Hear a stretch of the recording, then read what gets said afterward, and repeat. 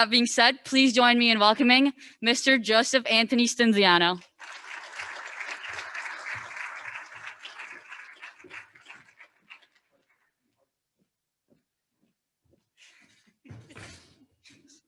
That's a great start.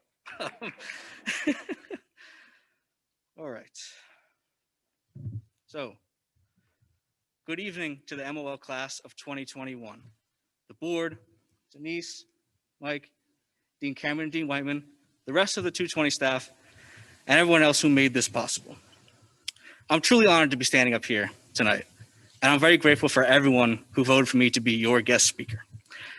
Now, as excited as I was, when I sat down to write this speech, I said, oh boy, I have no idea what I'm going to talk about. So then I spent some time thinking, and I just said, I just wanted to make it about us. And I wanted to focus on two of the main sort of themes and lessons that I thought we learned a lot about this year: leadership and life. And then that got me thinking, where is the intersection of leadership and life? And that's what I'd like to talk about here today. First, I'd just like to take a closer look at how we define the word leadership. Now, of course, we just finished a class with Professor Bagley, the fan favorite, called Leadership Immersion. We learned a lot. Yeah, we got energized. Awesome class. But what did we actually do? Professor Bagley never actually said, this is what leadership is, and this is what I'm going to quiz you on, and no. Instead, he gave us the tools that great leaders need. And what I think he wanted us to do is find our own definition of leadership. And of course, we know that leadership, there's some basic things: a great moral compass, doing the right thing, motivating others, and so on. But what really is it? If I had to guess, leadership is becoming the person that you always wanted to be.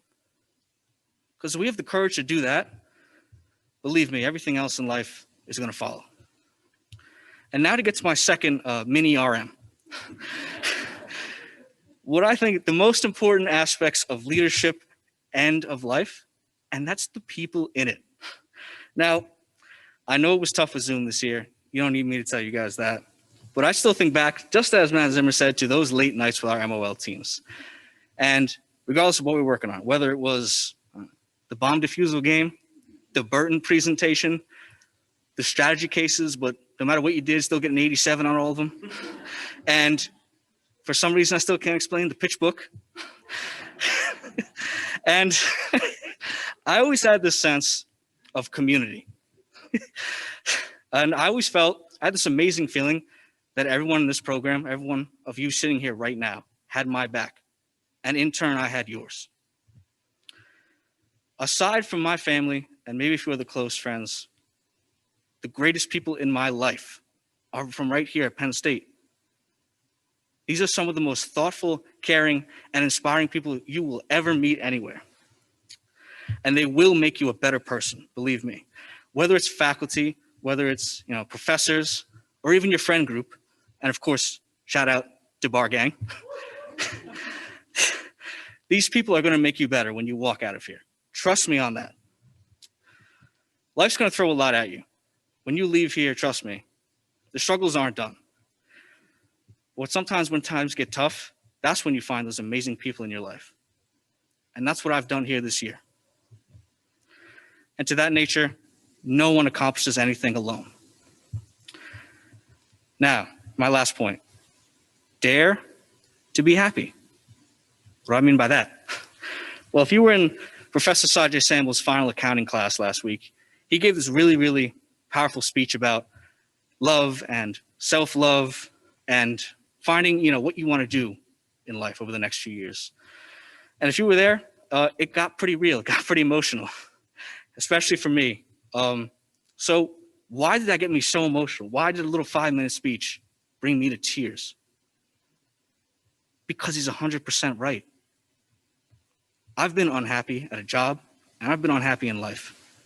And that's no way to live. Trust me, you guys. Life is too short to put your happiness on hold for any amount of time. If you have happiness, you have perspective. That's going to bring you to a richer life, and in turn make you a better leader. Why? Because to lead others, you have to lead from within. And you can't lead others without first leading yourself, as Professor Bagley told us. So now I want to ask the question again. Where is the intersection of leadership and of life? Well, here's what I think. When life gets toughest, when it kicks you, throws you down, takes everything and everyone away from you, and makes you think that you have nothing, and that moment right before you just want to give up, that's when true leaders are born. Not when it's all sunshine and rainbows. When times are tough, not when they're easy. Because to climb the mountain, you got to start at the bottom. And everyone's mountain is different. A lot of you have probably heard me say, especially early in the year, boy, I hope I made the right choice by coming to MOL. Should I have, found another job? Did I really want to move back with my parents after spending a year on my own? I had a lot of questions. But I want to put all that to bed here today. I can officially say that 100% yes, I did make the perfect decision because of all the reasons that I just outlined to you guys. And I hope that you all feel the same way. Truly, I do. Now, in the words of Dr. Denny Joya, the big one for not just today, for this year, and for as ever long as you need it. Now more than ever, the world needs leaders. The world needs us. So let's get to it. And let's get to it together. Thank you.